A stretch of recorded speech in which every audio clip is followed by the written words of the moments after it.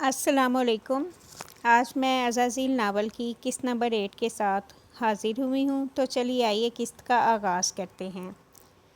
وہ یونی کے بعد بھی ایک فاصلے پر نازنین کے پیچھے ہی تھا، اور اس کے پیچھے چلتے ہوئے وہ گہری حیرت کا شکار بھی ہوا تھا کہ وہ اتنی سڑکیں کیوں ماپ رہی تھی۔ کیا وہ ذہنی انتشار کا شکار تھی؟ گڈ!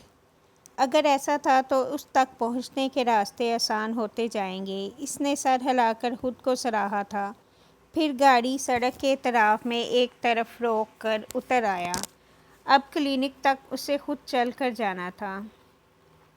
اس نے کلینک کا دروازہ کھولا تو اس کے اوپر لگی گھنٹی بج اٹھی۔ سارنگ جو شیشے کے بلاکس کے سامنے ایستادہ تھا چونکا، گردن پھیر کر اس کی جانب دیکھا، ساتھ ہی اسے مشکوک آنکھوں سے گھورا بھی۔ اس نے اس کی نگاہ کو یوں نظر انداز کیا گویا دیکھا ہی نہ ہو۔ وہ کھولتا ہوا آگے بڑھ آیا تھا۔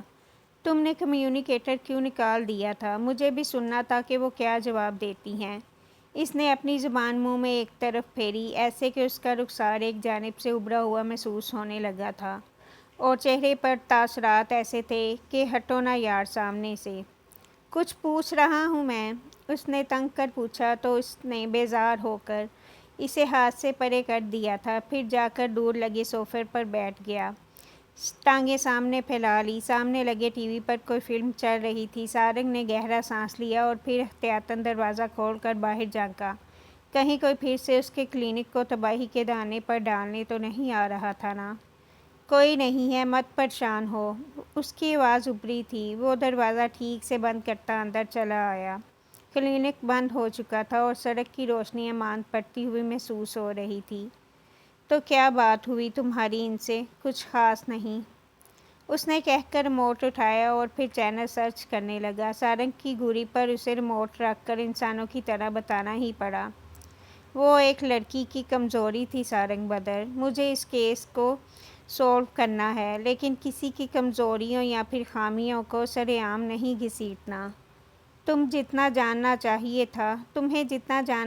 تھا تم جان چکے۔ جہاں مجھے لگا کہ اس بات کو پس پردہ ہی رہنے دینا چاہیے، وہاں میں نے تم سے رابطہ منقطع کر لیا۔ سمپل۔ پرسکون سا کہہ کر وہ ایک بار پھر سے ٹی وی دیکھنے لگا تھا۔ صبح والا لباس میں ملبوس، بالوں کو ہاتھ سے پیچھے کرتا ہوا، کچھ الجھا ہوا۔ میں کوئی ایرا گیرا نہیں ہوں حرم اور ریبی، میں بھی تمہارے ساتھ اس کام میں حصہ دار ہوں۔ سارنگ کو شاید اس کی بات بری لگ گئی تھی، جبھی وہ خفا سا کہہ کر منہ بنائے پیچھے ہو بیٹھا تھا۔ اس نے اپنا سفید گاؤن ایک جانب رکھا ہوا تھا اور اب وہ جینز اور بٹن شرٹ میں ملبوس تھا۔ حرم نے ایک خفیف سی نگاہ اس پر ڈالی تھی۔ کچھ اصول ہوتے ہیں ہر کام کرنے کے، جو چیزیں غلط ہیں وہ غلط ہیں۔ غلط اور درست کا فرق ہمیشہ تمہیں میرے ساتھ ہی کیوں نظر آتا ہے؟ حرم نے اب کے بہت ضبط والی نگاہ سے نوازا تھا اسے۔ وہ سبز آنکھیں ٹی وی کی اسکرین پر جمائے بولا تھا، چپ کر جاؤ، تم میری بیوی نہیں ہو، مجھے تمہاری بیوی بننے کا کوئی شوق بھی نہیں ہے۔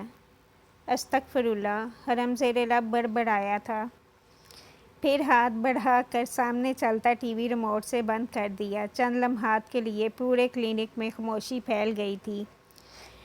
وہ اپنے جوتے کی نوک کو خاموشی سے دیکھے گیا، پھر ہولے سے بولا، اس کی آنکھیں سیاہ ہیں، کسی سیاہ رات کی مانند سیاہ اور روشن۔ اور سارنگ بدر لمحے کے 1000ویں حصے میں چونکا تھا، پھر آہستہ سے سیدھا ہو بیٹھا۔ کیا مطلب؟ کیا کہنا چاہ رہے ہو تم؟ کیا ایسی کوئی تھیوری نہیں ہے جو ہمیں بتا سکے کہ مرے ہوئے لوگ زندہ ہو کر واپس آ سکتے ہیں؟ یا کوئی ایسا مذہبی عقیدہ، کوئی فرضی داستان، سائنس کا کوئی قانون؟ کیا کچھ بھی ایسا نہیں ہے جو اس بات کو جسٹیفائی کر سکے؟ وہ اپنے جوتے کی نوک کو تکتا بولتا جا رہا تھا، یوں گویا وہ ہم کلامی کر رہا ہو۔ سارنگ کی آنکھوں میں اگلے ہی پل اس کے لیے ترہم اترا تھا۔ جو مر جائیں وہ کبھی زندہ ہو کر نہیں آ سکتے۔ موت کے بعد اس دنیا کا دروازہ ہمیشہ کے لیے بند کر دیا جاتا ہے۔ لیکن تم کیوں جسٹیفیکیشن چاہتے ہو؟ کیا تم خود میں انوالو ہو رہے ہو اس سارے کیس میں؟ نہیں۔ اس نے گہرا سانس لے کر ٹی وی کی سیاہ اسکرین کی جانب دیکھا تھا۔ مجھے ان سے ایسے بات نہیں کرنی چاہیے تھی، وہ زیر لب بڑبڑایا تھا۔ سارنگ نے ناسمجھی سے اس کی جانب دیکھا۔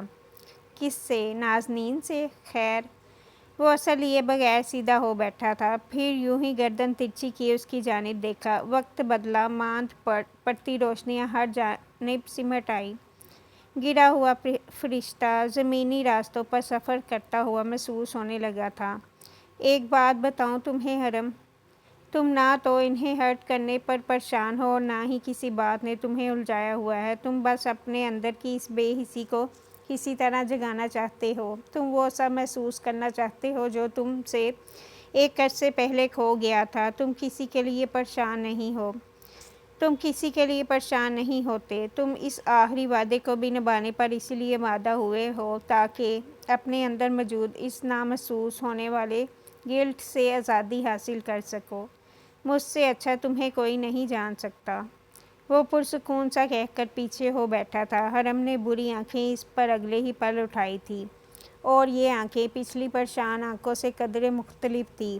وہ اب کے شوٹر کی آنکھیں تھیں، ٹھنڈی اور بے رحم، حد تک پرسکون۔ تم عجیب ہو، مجھے کبھی کبھی جرجری آ جاتی ہے تم سے۔ اور حرم جانتا تھا کہ وہ سچ کہہ رہا تھا۔ وہ پیچھے ہو کر بیٹھا، پھر دلچسپی سے ہاتھ سینے پر باندھ لیے۔ تمہیں کیا لگتا ہے میں نے ان سے کیا بات کی ہوگی؟ دلچسپ سوال پوچھا ہے تم نے۔ وہ بھی اب کے آرام دہ سا پیچھے ہو بیٹھا تھا، پھر چند پل اس کے برے ارتکاز کو دیکھے گیا، ہلکا سا مسکرایا۔ مجھے پتہ ہے کہ تم نے ان کے سب سے گہرے زخم پر چوٹ کی ہوگی۔ تم نے پلان کیا، پھر پروڈکٹ اور پھر پلے۔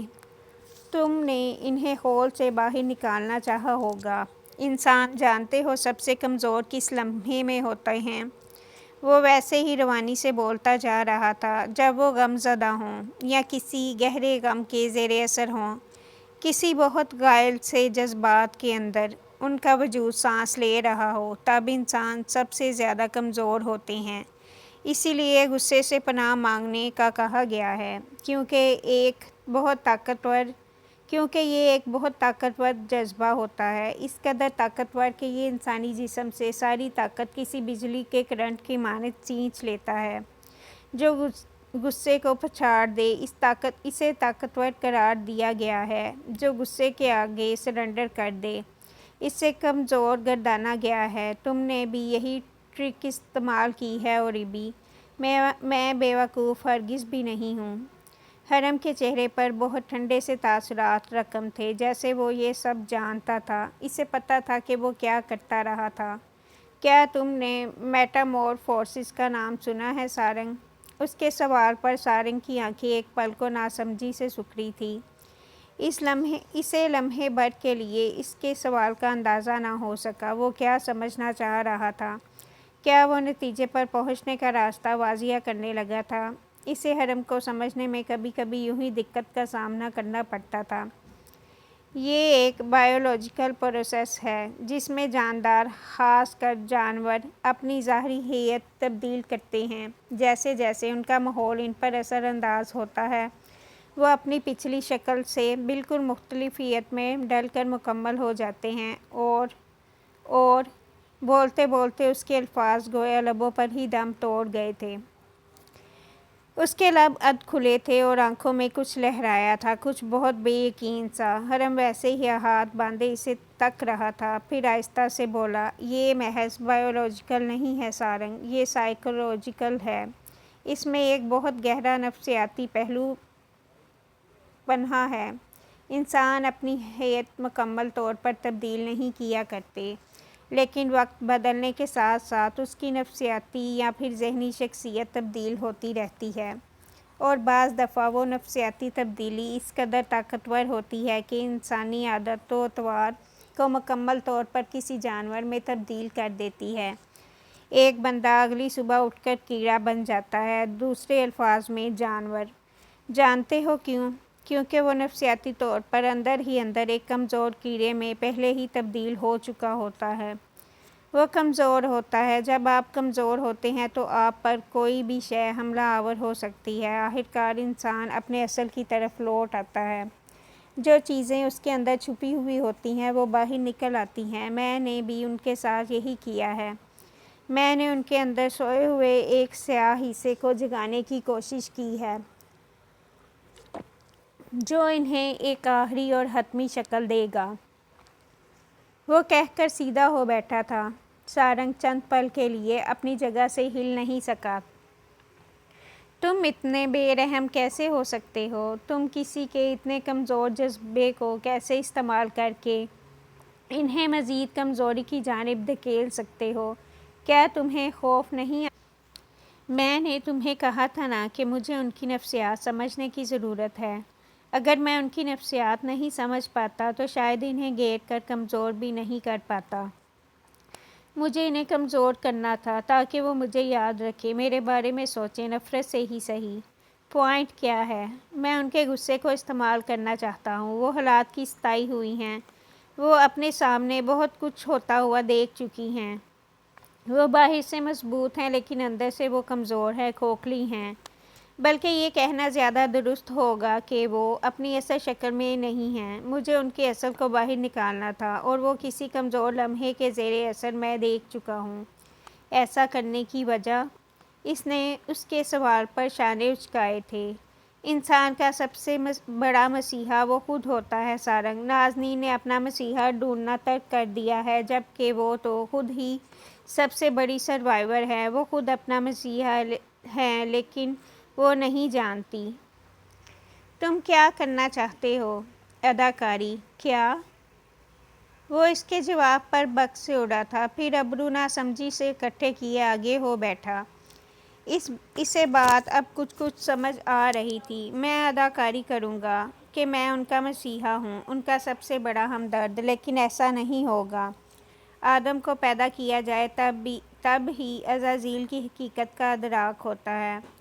میں کاز کا کام کروں گا، وہ افیکٹ کا کام کریں گی۔ میں وجہ بنوں گا، وہ نتیجہ ثابت ہوں گی۔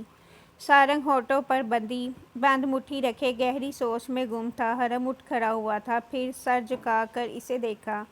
کچھ دنوں میں سب کچھ اپنی جگہ درستگی سے آ لگے گا بدر، پھر تمہیں الجھنے کی ضرورت نہیں پڑے گی۔ مجھے مزید ان کی زندگی سے کوئی لینا دینا نہیں ہے۔ میرا کام محض اتنا ہے کہ میں انہیں ہر فائر ہوتے گن شاٹ سے بچا سکوں بس۔ لیکن تم مجھے صرف یہ تو کرتے ہوئے نظر نہیں آ رہے حرم۔ مجھے کیوں ایسا لگ رہا ہے کہ تم دن بدن اس سارے میس میں اپنے آپ کو انوالو کرتے جا رہے ہو۔ اس کی بات سن کر اس نے گہرا سانس لیا تھا۔ شاید میں اس میس میں کہیں پہلے سے انوالو ہوں سارنگ، لیکن خیر مجھے اس بات نے بھی کبھی حیران نہیں کیا ہے۔ میں ہمیشہ کسی نہ کسی میس میں انوالو ہی رہتا ہوں۔ میں حیران صرف اس بات پر ہوں کہ وہ اپنا حق مانگنے کیوں نہیں گئی۔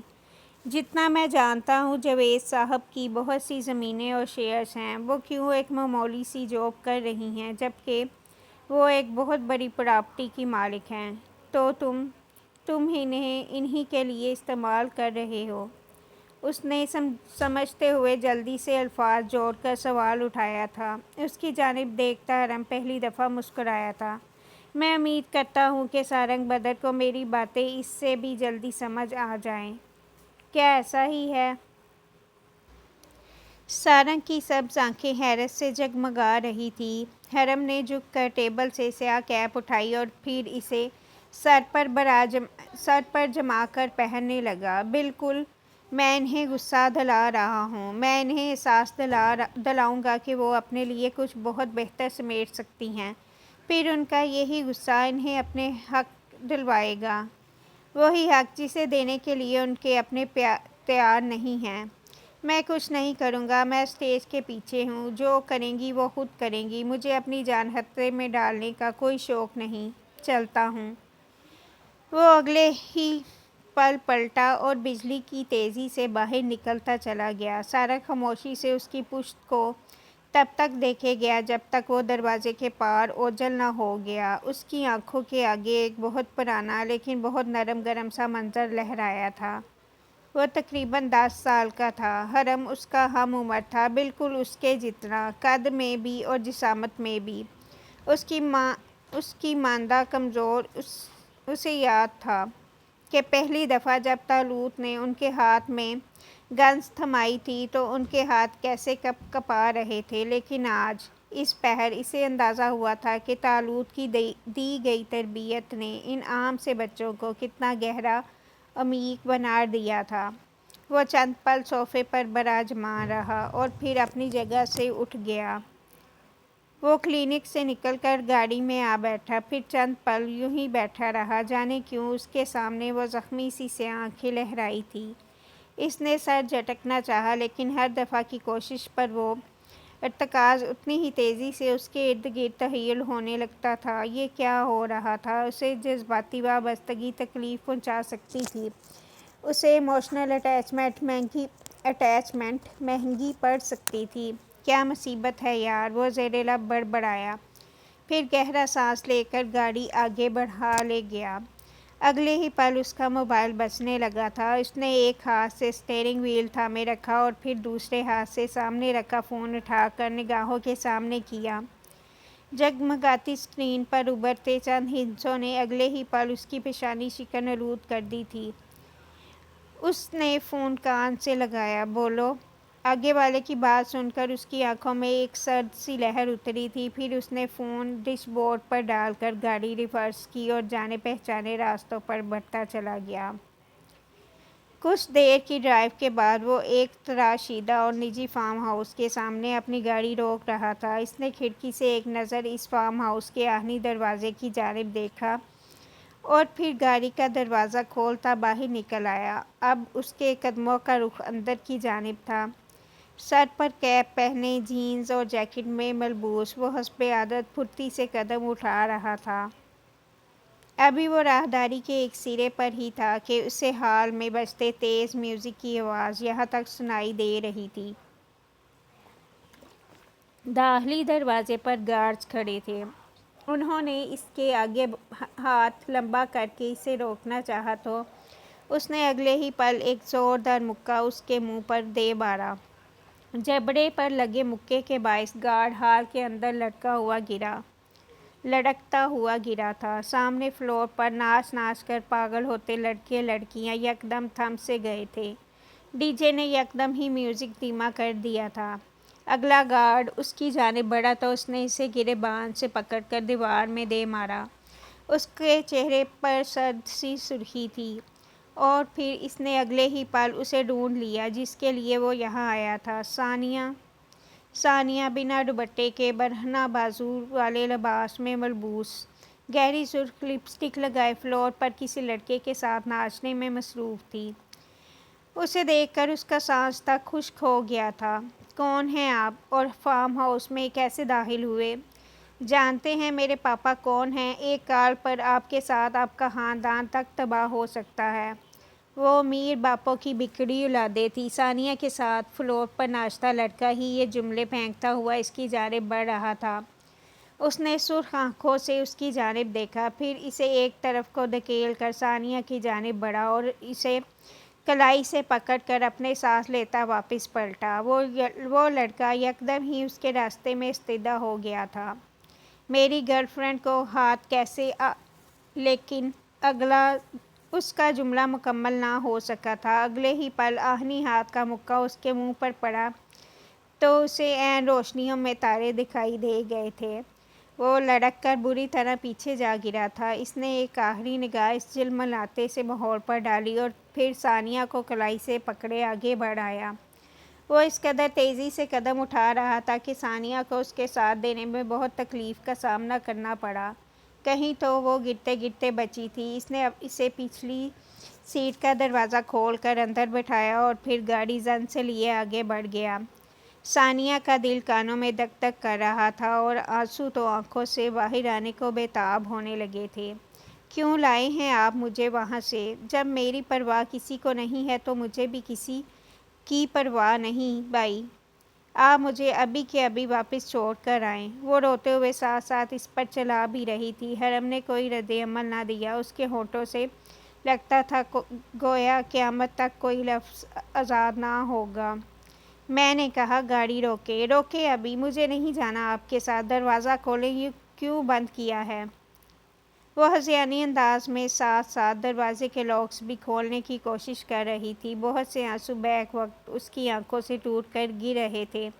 حرم کی جانب خاموشی رہی۔ سن کیوں نہیں رہے ہیں آپ بھی سب جیسے ہیں بھائی، سب کی طرح آپ نے بھی مجھے ایک طرف ڈال دیا ہے، جیسے اسٹور میں فضول سامان ڈال دیتے ہیں تاکہ وہ نظروں سے اوجھل رہے، جب ضرورت پڑے تب اسے نکال لیا جائے۔ وہ اب اس کے شانے پر مٹھیوں سے مار رہی تھی۔ بری طرح رونے کے باعث اس کی پلکوں پر لگا مسکارا پھیل کر رخساروں کو سیاہ کر گیا تھا۔ وہ سب میرے دوست ہیں، وہ سب مجھے سمجھتے ہیں، انہیں مجھے سننے کے لیے بہت دقت کا سامنا نہیں کرنا پڑتا۔ وہ آپ لوگوں سے کہیں گنا بہتر ہیں بھائی۔ اتارے مجھے ابھی، اس جنگل میں اتار دے، مجھے مرنا ہے۔ وہ اب ہاتھوں میں چہرہ چھپائے رونے لگی تھی، اور اب کہ اس نے بیک ویو مرر میں اس کی ٹوٹی بکھری سی حالت دیکھی تو ایک پل کو آنکھیں نم ہو گئی۔ اس نے خاموشی سے گاڑی ایک جانب کو روک دی تھی۔ ثانیہ نے گاڑی رکنے پر چونک کر آس پاس دیکھا تھا، لیکن دروازہ کھول کر باہر نکلنے کی ہمت اب بھی اس میں نہیں تھی۔ حرم نے گہرا سانس لیا اور پھر دروازہ کھول کر باہر نکل آیا۔ اس کی جانب کا دروازہ کھولا۔ باہر نکلو۔ نہیں، وہ خوفزدہ سی منمنائی تھی۔ وہ جھکا اور پھر اسے ہاتھ سے پکڑ کر باہر نکالا، پھر دروازہ بند کر کے اس کی جانب پلٹا۔ پہلے مسکرے کے ساتھ ہچکیوں سے روتی ہوئی وہ بہت معصوم لگ رہی تھی۔ اس نے اگلے ہی پل اپنی جیکٹ اتار کر اس کے شانوں پر ڈالی۔ گردن گھما کر دیکھو، کس قدر سنسان راستہ ہے یہ، اطراف میں گھنے جنگل ہیں اور ان جنگلوں میں بھیڑیے یا پھر شیر ہونے کا یقینی سی بات ہے۔ رہنا ہے یہاں، تمہیں چھوڑ دوں یہاں تنہا؟ وہ بہت ہی سنجیدہ تھا۔ ثانیہ پہلے اسے خوفزدہ نگاہوں سے تکتی رہی اور پھر یکدم ہی بلند آواز میں رونے لگی۔ اس کے رونے کی بیں بیں آوازیں اس طریق جنگل میں بخوبی گونجنے لگی تھی۔ بند کرو رونا، بند کرو، اس کی بہت بیزار آواز ابھری تھی، اور ثانیہ نے چپ ہونے کی بجائے اور زور و شور سے رونا شروع کر دیا تھا۔ جب آپ کی بیوی روئے گی نا، تب پوچھوں گی کہ انہیں ایسے بولتے ہیں آپ یا نہیں۔ روتے ہوئے لڑکیاں بہت زہر لگتی ہیں، اور ایسے بے بے کر کے روتی ہوئی تو بہت ہی عجیب ہونے کا مظاہرہ کر رہی ہوتی ہیں۔ آپ چپ رہیں، تم چپ رہو۔ اگلے ہی لمحات میں وہ دونوں گاڑی کے ساتھ پشت ٹکائے یک سڑک پر اکڑو بیٹھے ہوئے تھے۔ ثانیہ کی آنکھیں رو رو کر خشک ہو چکی تھیں اور اب وہ اداسی سے اس گھنے جنگل کو تک رہی تھی۔ میں نے منع کیا تھا نا اس قسم کی پارٹیز میں شرکت کرنے سے، اور وہ کون گدھا تھا جو تمہیں اپنی گرل فرینڈ کہہ رہا تھا؟ وہ اس کے انداز پر ہنس پڑی تھی، پھر خشک آنسوؤں کے نشانات لیے چہرہ اس کی جانب پھیرا۔ وہ میرا بہت اچھا دوست ہے، اسے بہت شوق ہے مجھے پروٹیکٹ کرنے کا، تو جب بھی اس طرح کا کچھ مسئلہ ہوتا ہے تو وہ سہولت سے مجھے گرل فرینڈ کہہ دیتا ہے۔ بھائی مرا نہیں ہے ابھی تمہارا کہ تمہاری حفاظت کوئی اور کرے گا۔ آئندہ میں اس قسم کا کوئی بھی گھٹیا دوست نہ دیکھوں تمہارا۔ اس کا لہجہ اس قدر سخت اور حتمی تھا کہ ثانیہ نے جلدی سے شرمندہ سا سر ہلا دیا، پھر ہونٹ آپس میں مس کرنے لگی، انگلیاں باہم پھنسا کر کھولی۔ وہ اپنے گھر کا اگنورڈ بچہ تھی، اسے توجہ چاہیے تھی ماں باپ کی، بھائیوں کی، لیکن اسے وہ توجہ نہیں مل رہی تھی۔ روہیلا کو ہائی کلاسز پارٹیز میں شریک ہونے اور این جی اوز کے لیے فلاحی کام کرنے سے فرصت نہیں ملتی، تب ہی تو وہ اپنے گھر کے فلاح کے بارے میں سوچ سکتی تھی نا۔ لیکن ایسا ممکن نہیں تھا، اور سہیل کو تو اپنی کاروباری الجھنیں اس طرح الجھائے رکھتی تھی کہ وہ تینوں میں سے کسی کو بھی وقت نہ دے پاتے تھے۔ امیر لیکن ٹاکسک گھرانوں کے بچے یوں ہی اپنے لیے مصروفیات یا پھر نرم گرم سا ساتھ ڈھونڈنے کے لیے عامیانہ سی دوستی میں ملوث ہو جایا کرتے تھے۔ وہ بھی توجہ کی بھوکی تھی، لیکن اب یہ پارٹیز ہی اس کے پاس آخری راستہ تھی اپنی تنہائی کو دور کرنے کے لیے۔ میں بہت اکیلا محسوس کرتی ہوں بھائی، ایسے جیسے اس بڑی دنیا میں میرا کوئی نہیں ہو، جیسے میری کسی کو پرواہ نہیں ہو، جیسے میں کوئی اہمیت نہیں رکھتی، نہ بابا کو میری ضرورت ہے، نہ ماما کو، نہ بڑے بھائی جان کو، نہ ہی آپ کو۔ مجھے اپنا آپ بوجھ لگنے لگا ہے، مجھے اپنا آپ بہت کم مایا اور بیکار محسوس ہونے لگا ہے۔ جانتے ہیں، میری ایک دوست ہے انم، اس کا گھر اتنا بڑا نہیں ہے، 2 کمرے ہیں اس کے گھر میں، کھلے صحن کی گنجائش نہیں وہاں، اور لان کا تو تصور ہی نہیں کیا جا سکتا، لیکن میں جب اس کے گھر میں جاتی ہوں مجھے اتنا سکون ملتا ہے کہ حد نہیں۔ اس کا گھر وارم ہے اور میں حیران ہوتی ہوں کہ ہمارا گھر اتنا سرد کیوں ہے۔ وہ اداسی سے بولتے بولتے سانس لینے کو رکی تھی۔ حرم اپنے انگوٹھے کی خال انگشت شہادت سے کترتا جا رہا تھا، خاموش چہرہ لیے۔ ہمارا گھر سرد اس لیے ہے بھائی کیونکہ ہماری ماما نے اس میں ہر چیز لا رکھی ہے، اور بس چیزیں ہی چیزیں ہیں، ہر طرف، ہر جگہ چیزوں کی زیادتی سے جانتے ہیں کیا ہوتا ہے؟ احساسات ختم ہونے لگتے ہیں، نرم گرم سی آغوش سمٹنے لگتی ہے۔ ماما کو جو وقت ہمیں دینا چاہیے وہ سارا وقت ماما بس چیزوں کو صاف کرنے، انہیں یہاں سے وہاں، وہاں سے یہاں رکھنے میں صرف کر دیتی ہیں، پھر ہمارے جیسے بچے توجہ کے لیے یہاں وہاں بھٹکنے لگتے ہیں، یوں گویا اپنے گھر کا راستہ بھول گئے ہوں۔ اس کی آنکھ سے ایک آنسو ٹوٹ کر رخسار پر پھسلا تھا۔ حرم اب تک کھال ادھیڑ رہا تھا، ایسے کہ اس کا گلابی سا گوشت نظر آنے لگا تھا۔ اسی لیے آپ مجھے پوری طرح سے بلیم نہیں کر سکتے، آپ بھی تو کتنے عرصے گھر سے دور رہے ہیں بھائی، کیا آپ میری بات نہیں سمجھ سکتے؟ میں سمجھ گیا ہوں۔ اس کے کہنے پر ثانیہ پھیکا سا مسکرائی تھی، پھر اس کی جانب دیکھا۔ یہی تو مسئلہ ہے، آپ سمجھ گئے ہیں لیکن آپ بس سمجھتی ہی ہیں، آپ محسوس نہیں کر پاتے۔ اس کا کھال کترتا ہاتھ ساکت ہو گیا تھا، اس نے بری آنکھیں ثانیہ کی جانب پھیری تھیں۔ جبھی تو کہہ رہا ہوں کہ سمجھ گیا۔ تم اس بات کو سمجھنے کی بجائے محسوس کر رہی ہو، جذبات انسان سے ہمیشہ غلطیاں کرواتے ہیں۔ تم اسے محسوس کرنے کی بجائے بس ایک دفعہ تنقیدی نگاہ سے دیکھو، شاید پھر تم کبھی ایسی پارٹیز میں شرکت نہیں کرو گی۔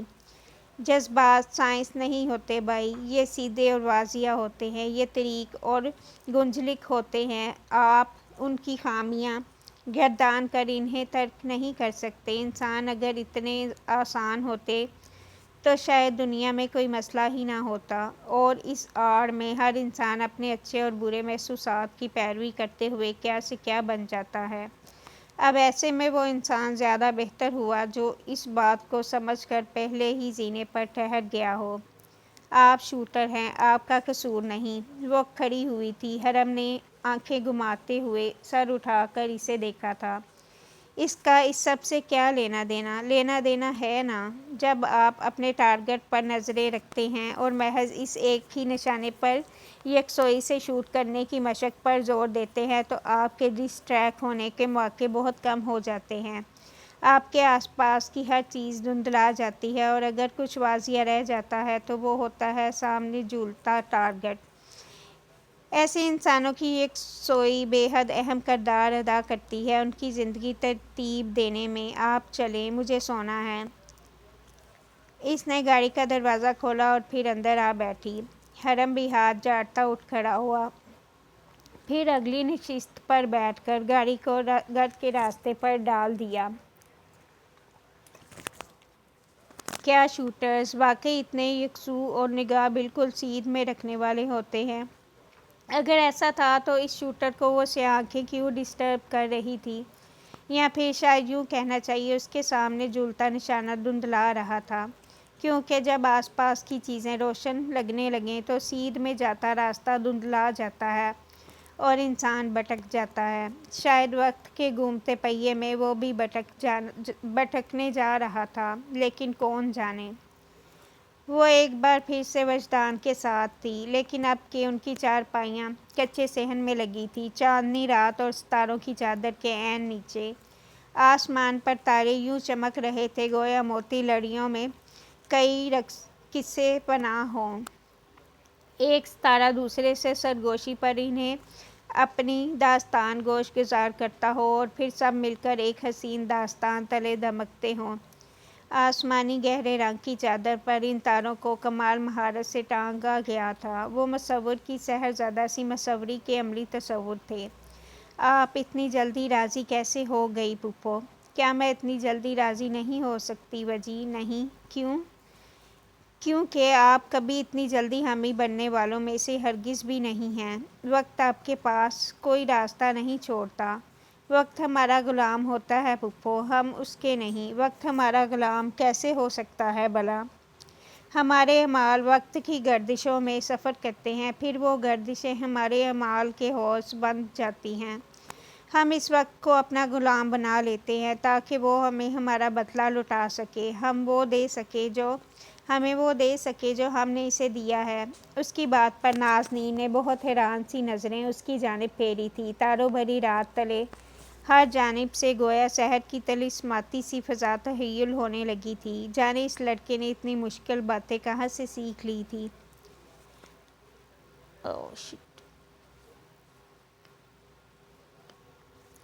اس کی بات پر نازنین نے بہت حیران سی نظریں اس کی جانب پھیری تھیں۔ تاروں بھری رات تلے ہر جانب سے گویا شہر کی طلسماتی سی فضا تحول ہونے لگی تھی۔ جانے اس لڑکے نے اتنی مشکل باتیں کہاں سے سیکھ لی تھی۔ میں اپنی زندگی میں آگے بڑھنا چاہتی ہوں۔ میں اپنے بستر کے نیچے چھپے ہر اس مانسٹر سے تھک چکی ہوں وجی۔ شاید یہ سب میرے لیے بہتری کی ضامن ثابت ہو۔ اس نے چہرہ آسمان کی جانب پھیر کر دھیرے سے کہا تھا۔ وجدان اس کی بات سن کر تلخی سے مسکرایا۔ اس تلخی میں جانے کیوں گہری اداسی بکھرنے لگی تھی۔ ہم اپنے بستر تلے ہر اس مانسٹر سے ڈرنا چھوڑ دیتے ہیں پھپھو جب ہمیں ادراک ہوتا ہے کہ وہ مانسٹر تو وہاں تھے ہی نہیں، وہ تو ہم میں تھے، ہمارے اندر، ہمارا عکس، بلکہ ہم ہی۔ سیاہ رات میں بے شمار سنہری سی تتلیاں ایک ساتھ جھونکے کی صورت اس پر حملہ آور ہوئی تھیں۔ اس کی آنکھیں ایک بار پھر سے اندھیرے میں ڈوبنے لگی تھیں۔ اس کی گردن پر ایک بار پھر سے وہ لمس سلگنے لگا تھے۔ اس نے غیر ارادی طور پر اپنی گردن ہاتھ سے چھپانے کی کوشش کی تھی۔ میں مانسٹر نہیں بننا چاہتی، کوئی بھی مانسٹر نہیں بننا چاہتا پھپھو۔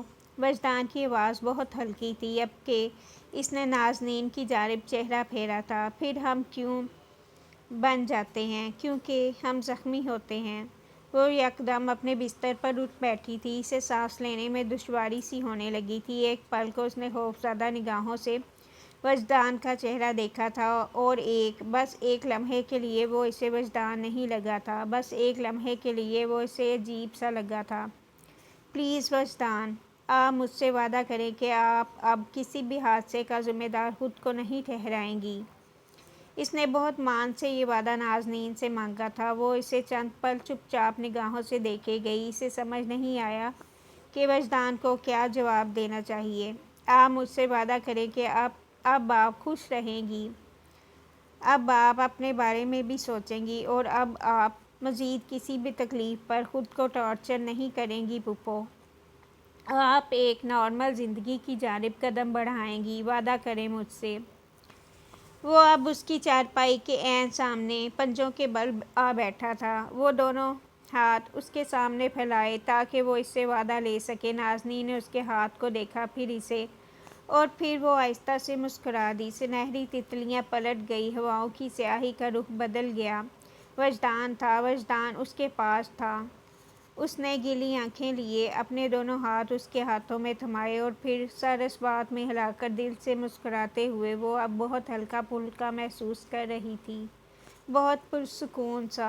اس رات اسے بہت اچھی نیند آئی تھی۔ اگلی صبح وجی اور وہ ایک ساتھ نکلے تھے۔ وہ جلدی جلدی چائے حلق میں ڈیلتی امی کی صلواتیں سن رہی تھی اور پھر وجدان کو لیے وہ ایک بار پھر سے یونی کی جانب بڑھ رہی تھی۔ امی نے رات ہی شائستہ تائی کو فون کر دیا تھا تاکہ وہ رشتے والوں کو لا سکیں اور پھر انہوں نے حامی بھر لی تھی۔ اسے آج وقت سے پہلے گھر پہنچنا تھا۔ وہ اس جانب سے بہت خوش گمان نہیں تو بہت بدگمان بھی نہیں تھی۔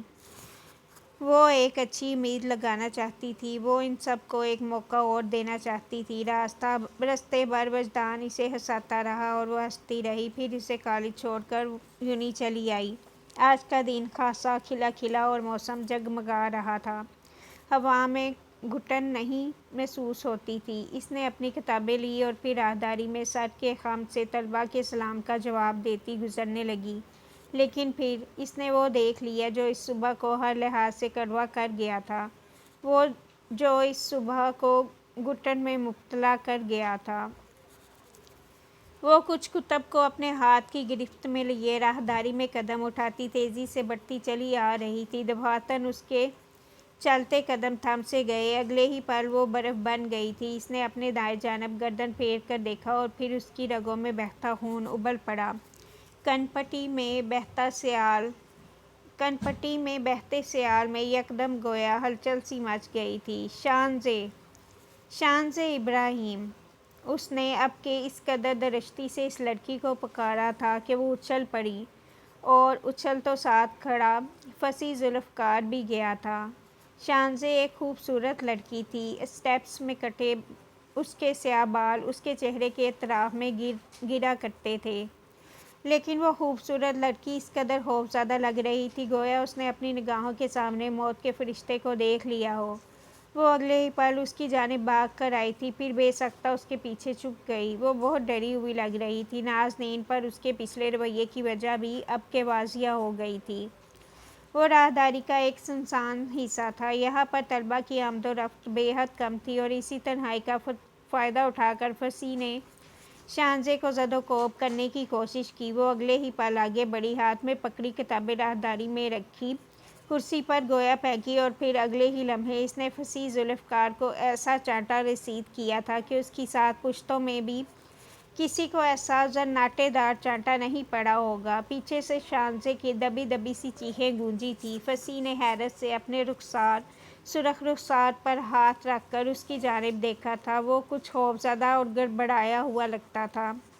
اس نے اگلے ہی پل اس کے دوسرے رخسار پر بھی کم و بیش اسی قسم کا زوردار تھپڑ مارا تھا۔ اس کے نازک ہاتھ میں جانے اس قدر ہمت کہاں سے آ گئی تھی، لیکن وہ اتنا جانتی تھی کہ ایسے لوگوں کو چھوڑنا نہیں چاہیے، ایسے لوگوں کو نوچ کھانا چاہیے، کسی بھوکے شیر کی مانند ان کی چمڑی ادھیڑ دینی چاہیے۔ اس نے بھی یہی کیا تھا۔ اگلے ہی پل اس نے فصیح کو گریبان سے پکڑا اور گھسیٹتی ہوئی یونی کے وسط میں لیے آگے بڑھتی گئی۔ ساتھ چلتے طلباء اور اساتذہ چہرہ اٹھائے اسے دیکھنے لگے تھے، لیکن وہ نہیں رکی۔ اس کے چہرے پر ایسی سختی تھی کہ کوئی بھی دیکھتا تو ڈر جاتا۔ سب درمیان سے ڈر کر ہٹتے ہوئے انہیں رستہ دے رہے تھے۔ فصیح نے یکدم سے اسے اپنا گریبان چھڑایا تھا۔ میرے گریبان پر ہاتھ ڈالنے کا حق کس نے دیا آپ کو؟ وہ اب خاصا سنبھل چکا تھا، اسی لیے گڑبڑانے کی بجائے اس نے اپنی آواز کو قدرے بلند کیا۔ نازنین نے اگلے ہی پل اسے آگے بڑھ کر تیسرا چانٹا مارا تھا، اس قدر طاقت سے کہ دور بیٹھے کبوتر بھی اس آواز پر گھبرا کر اڑ گئے تھے۔ اپنی بکواس بند کرو تم! وہ گرائی تو آواز بے حد پھٹی پھٹی سی نکلی۔ اس پر شدت سے کوئی چیز گویا حملہ آور ہوئی تھی۔ شانزے ایک جانب کھڑی لرز رہی تھی، دوسری جانب ساری یونی رک کر اسے دیکھ رہی تھی، لیکن اسے پرواہ نہیں تھی۔ وہ کئی سالوں پہلے جس ظلم کو نہیں روک پائی تھی، وہ کئی سالوں بعد اب ہر اس ظلم کو روک لینا چاہتی تھی۔ وہ اپنی طرح کسی کو ذہنی اور نفسیاتی اذیت کا شکار نہیں دیکھنا چاہتی تھی۔ یہ کیا بدتمیزی ہے! وہ اس پر دھاڑ کر آگے بڑھا، لیکن پھر کسی کا ہاتھ اس تک نہ آ سکا۔ اس نے پیچھے ہو کر یکلختی آنکھیں میچ لی تھیں، اور جب اس کے چہرے تک کوئی ہاتھ نہیں آیا تو اس نے چونک کر آنکھیں کھولیں۔ اس کے عین سامنے کوئی اپنی پشت کیے کھڑا تھا۔ اس کے گہرے رنگ کے بال اور اونچا سراپا بہت جانا پہچانا سا تھا۔ اسے کچھ وقت لگا تھا اسے پہچاننے میں۔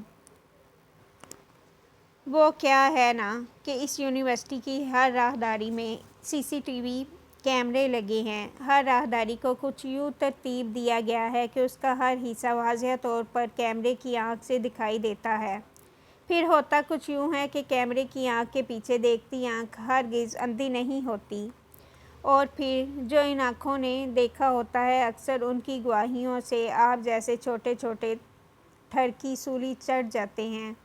وہ بول رہا تھا، اور وہ بے حد روانی سے بول رہا تھا۔ اس کی زبان میں کہیں لکنت کا شائبہ تک نہ تھا۔ لمحے بھر کا عمل تھا، اسے یاد آ گیا کہ وہ کون تھا۔ وہ زر آباد کا شوٹر تھا، حرم اوریبی۔ 50 طلباء اور کئی اساتذہ کے درمیان اس نے HOD فصیح ذوالفقار کو 3 تھپڑ مارے تھے۔ وہ عام سے پروفیسر ہوتے تو شاید تب بھی بات دب جاتی، لیکن ایسا نہیں تھا۔ وہ ایک قابل قدر ڈپارٹمنٹ کے بہت اثر رسوخ رکھنے والے ایچ او ڈی تھے، جس کا مطلب تھا کہ یونی میں بھی ان کا حلقہ احباب بہت وسیع تھا، اور وہ صحیح غلط سے مبرا ہو کر سرفصیح کی پشت پناہی کرنے والے تھے۔ سونے پر سہاگا شامس ابراہیم بھی ڈر کر راہداری سے بھاگ گئی تھی۔ بہت سے طلباء نے اسے روکنے کی کوشش بھی کی تھی، لیکن وہ نہیں رکی۔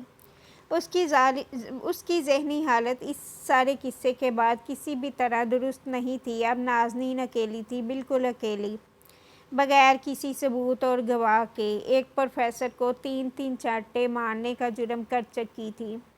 اس کے جارحانہ سے رد عمل پر یہ مسئلہ بہت خوفناک صورتحال اختیار کر گیا تھا۔ یہاں اس کی جانب جانے کا خطرہ بھی یکلخت ہی سر پر کسی تلوار کی صورت لٹکنے لگا تھا۔ حرم نے عین موقع پر پہنچ کر ان کا اٹھتا ہاتھ روک تو لیا تھا، لیکن پھر وہ اس پروفیسر کو یونیورسٹی انتظامیہ کے سامنے اپنا مسئلہ رکھنے سے روک نہیں پایا۔ اس نے پلٹ کر اوہ نازنین، اب آپ کیا کریں گی والی نظروں سے اسے دیکھا تھا۔ نازنین کے چہرے پر تاثرات ایسے تھے کہ وہ اس پروفیسر کو 3-4 اور چانٹے اسی قوت سے لگا سکتی تھی، لیکن اپنی بات سے پیچھے نہیں ہٹ سکتی تھی۔ یکدم ہی یونی کی فضا میں بہت سی سرگوشیاں تخیل ہونے لگی تھیں۔ اس کا نام جو بہت سے طلباء کے علم میں نہیں تھا، اب پتہ چل چکا تھا۔ اس کے 3 چانٹوں نے اسے کسی وائرل ویڈیو سے بھی زیادہ تیزی کے ساتھ مشہور کر دیا تھا، لیکن اسے کوئی پرواہ نہیں تھی۔ وہ نازنین تھی، وہ کاٹ کر پھینکنا جانتی تھی۔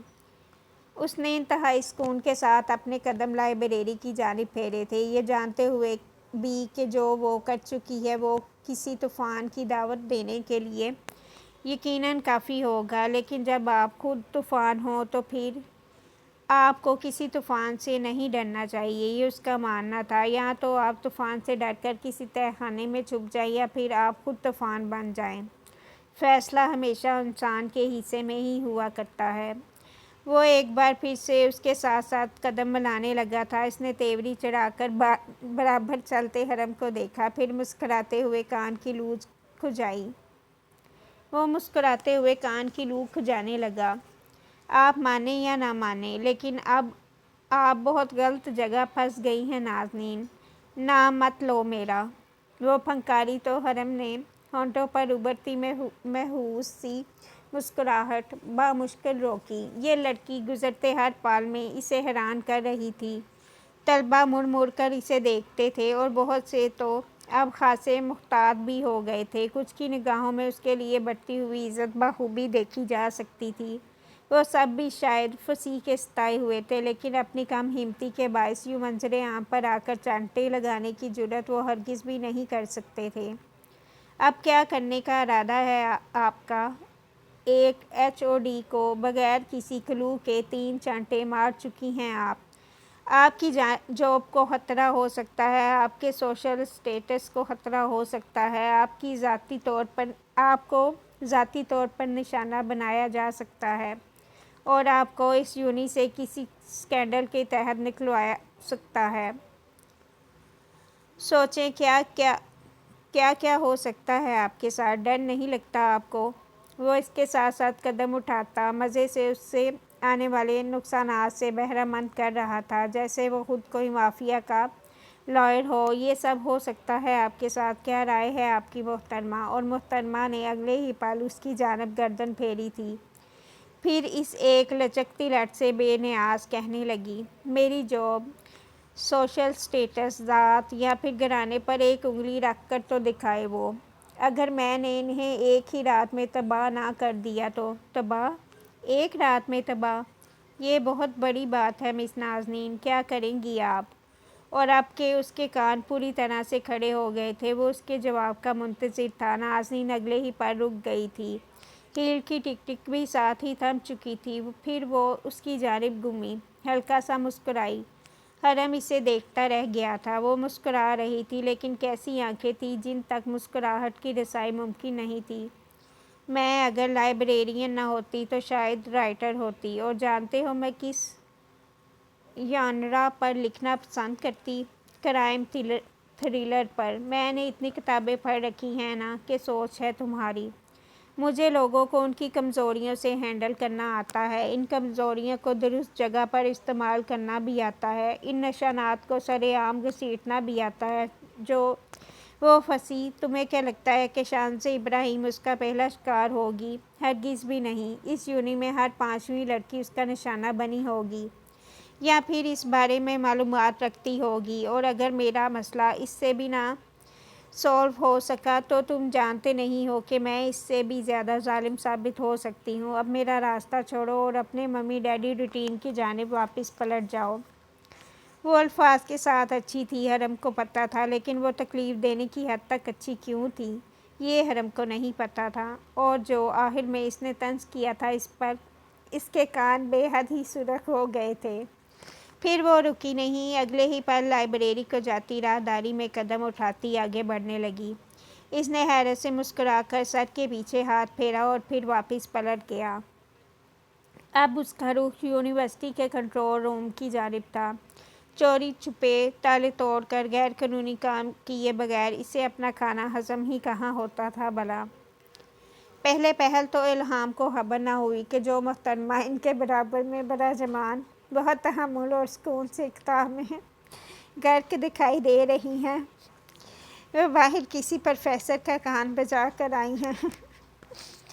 لیکن لائبریری میں آتے طلباء سے اسے معلوم ہو گیا تھا کہ نازنین نے اصل میں کون سے گل کھلائے تھے۔ بقول اس کے، اسے ویسے بھی پھول اگانے اور گل کھلانے کا بہت شوق تھا۔ اس نے اگلے ہی پل اسے کلائی سے تھاما اور پھر لوگوں سے بچتی بچاتی بیسمنٹ کا دروازہ کھول کر اسے زینوں تک لے آئی، پھر آنکھیں پوری کھول کر اسے دیکھا۔ تمہارا دماغ درست ہے؟ تم نے پروفیسر فصیح کو، او مائی گاڈ، تم نے انہیں 3 تھپڑ مارے؟ نازنین، شکر کرو کہ وہ ابھی تک زندہ ہے، ویسے میرا کوئی ارادہ نہیں تھا اسے زندہ رکھنے کا۔ وہ اب بیزار ہونے لگی تھی، سب اسے غلط کہہ رہے تھے، سب اس کی مزاحمت کر رہے تھے، بجائے اس کا ساتھ دینے کے سب اسے اس کے عمل پر ملامت کر رہے تھے۔ دنیا تو 18 سال بعد بھی ویسی ہی تھی جیسی 18 سال پہلے۔ تم پاگل ہو کیا؟ تمہاری جاب جا سکتی ہے، بہت مسائل کھڑے ہو سکتے ہیں نازنین، تمہیں ابھی اندازہ نہیں ہے وہ کتنے بارسوخ اور خطرناک ثابت ہو سکتے ہیں تمہارے لیے۔ مجھے کوئی پرواہ نہیں۔ اور الہام نے اپنا سر پکڑ لیا تھا، پھر ناک پر جمی چاند نما اینک کے پار اس کی جانب فکرمندی سے دیکھا۔ وہ لڑکی کہاں ہے جس کے ساتھ انہوں نے ایسا کیا؟ اس نے بامشکل اپنے چوٹتے اعصاب پر قابو پا کر اب کے ذرا سمجھدار سا سوال کیا تھا، لیکن نازنین کے جواب پر اس کا رہا سہا اطمینان بھی بگ سے اڑ گیا تھا۔ وہ بھاگ چکی ہے؟ کیا؟ الہام نے اتنی زور سے کہا کہ اس نے اپنے کان پر ہاتھ رکھنا پڑا۔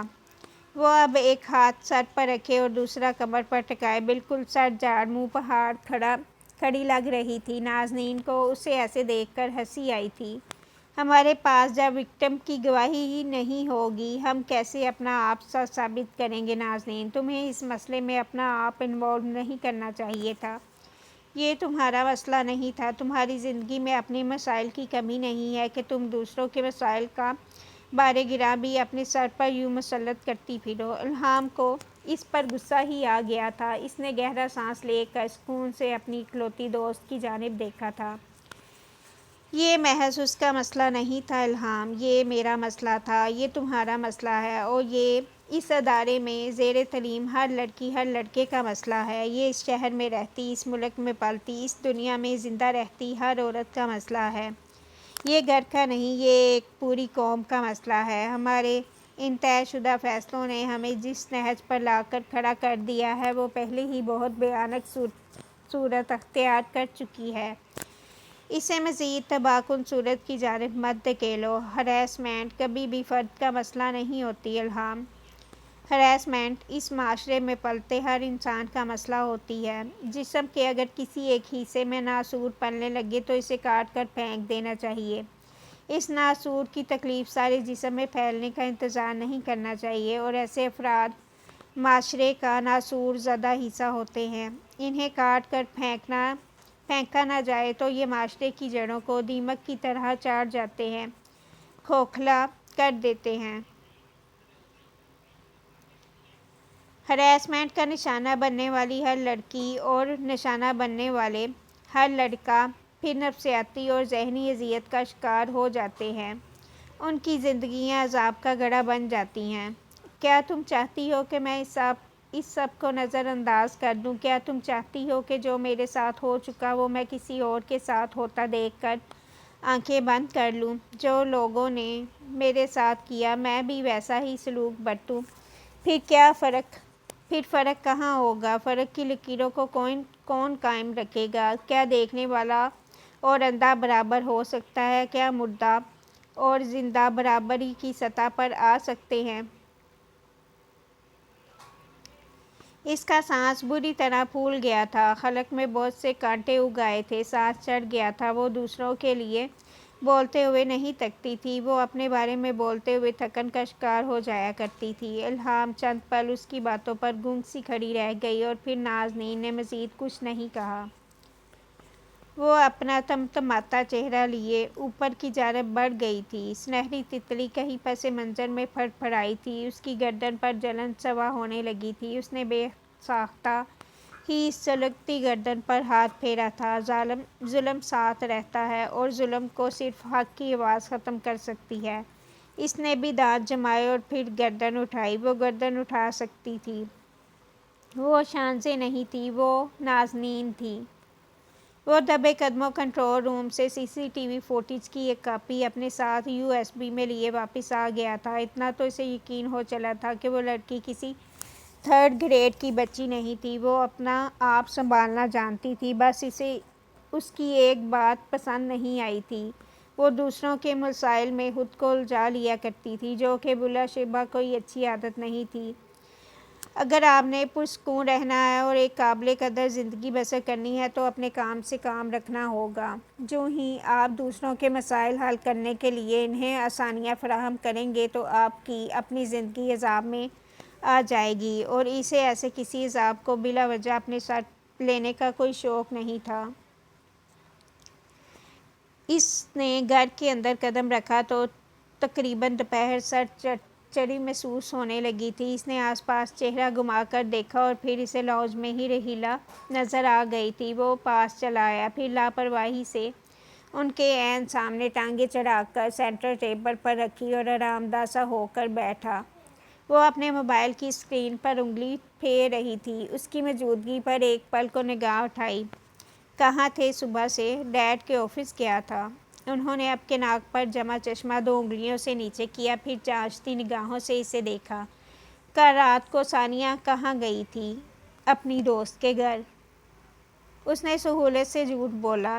رحیلہ نے اب کے موبائل ایک جانب رکھ دیا تھا، پھر چشمہ اتار کر ہاتھ میں پکڑا۔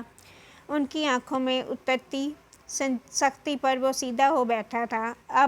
تم اب مجھ سے جھوٹ بولو گے؟ میں آپ سے جھوٹ کیوں بولوں گا موم؟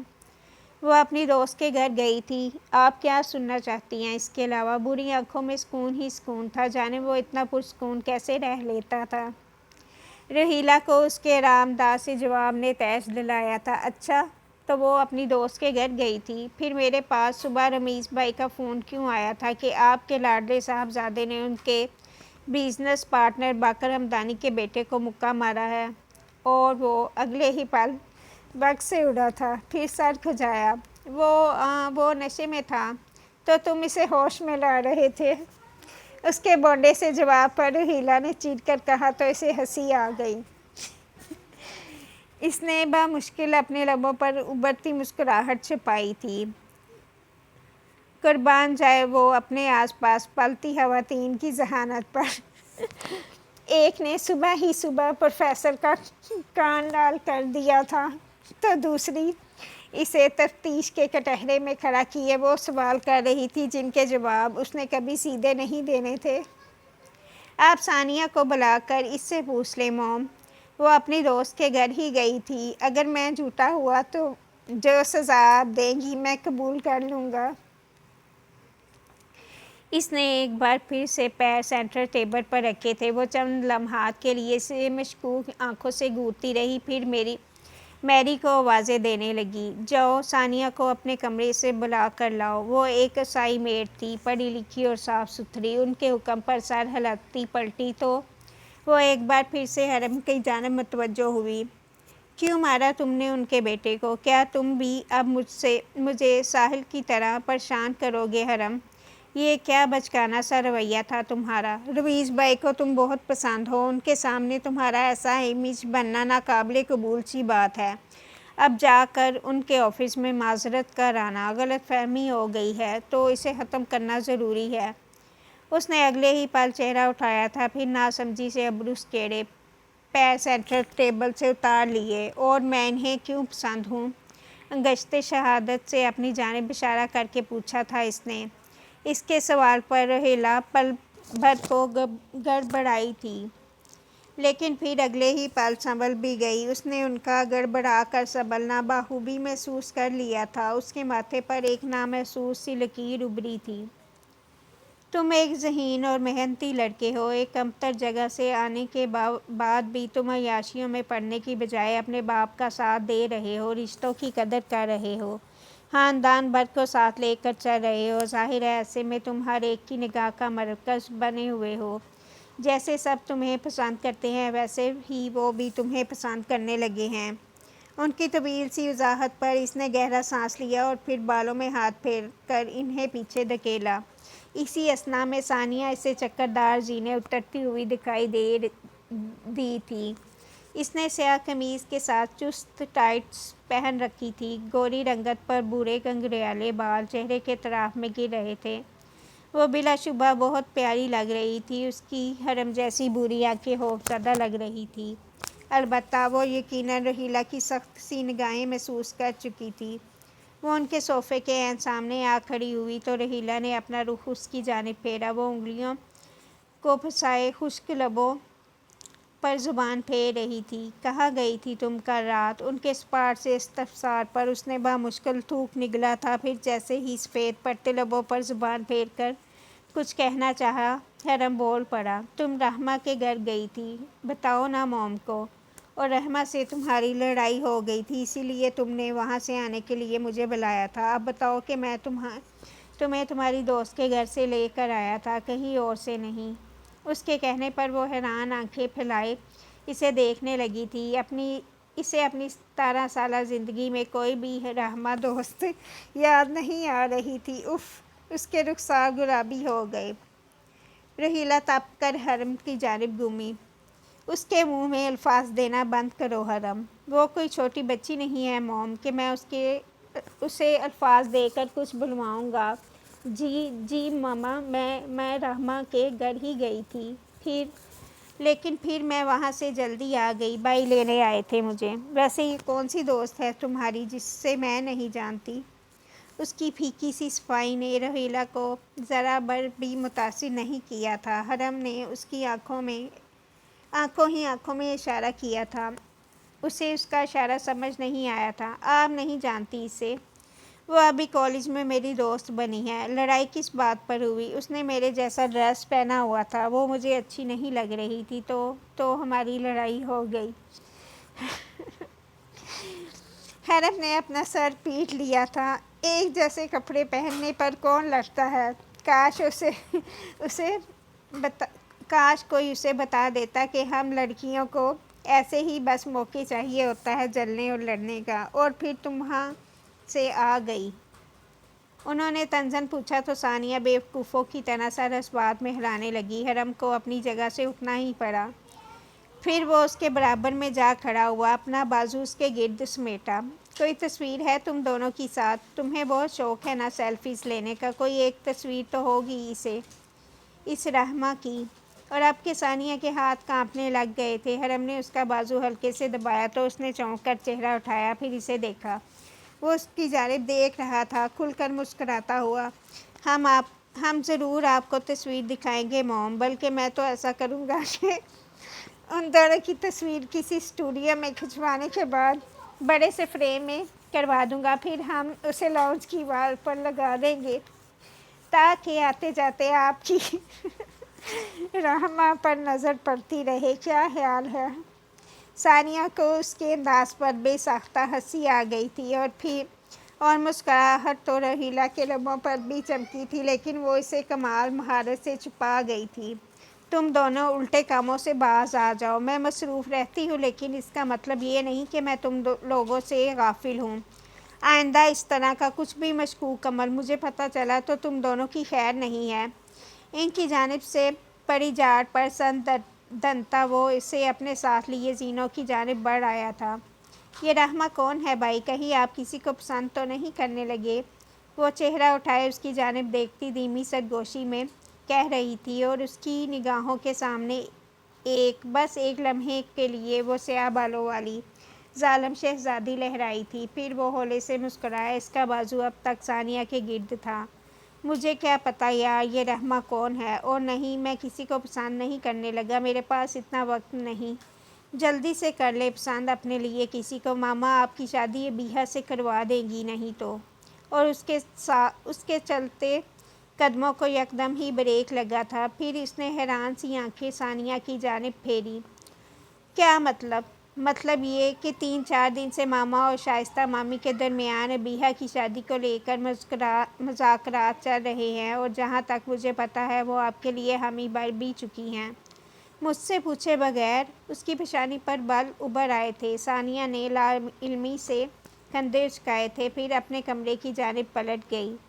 وہ گہرا سانس لیتا ریلنگ کے ساتھ ہی کھڑا رہ گیا تھا، اس کی سکھڑی آنکھیں دور دیکھ رہی تھی۔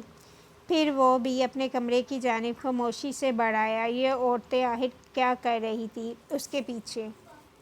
اوکے جی، یہ تھی آج کی ایپیسوڈ، اور اس میں کیا کیا ہوا ہے؟ اس میں نازنین نے اپنے کسی صحیح اثر رسوخ رکھنے والے پروفیسر کو تھپڑ مارے، اور وہ بھی اس لیے کہ وہ کسی لڑکی کو زد و کوب کرنے کی کوشش کر رہا تھا، لیکن حرم مجھے لگتا ہے اس معاملے میں اس کی مدد کرے گا۔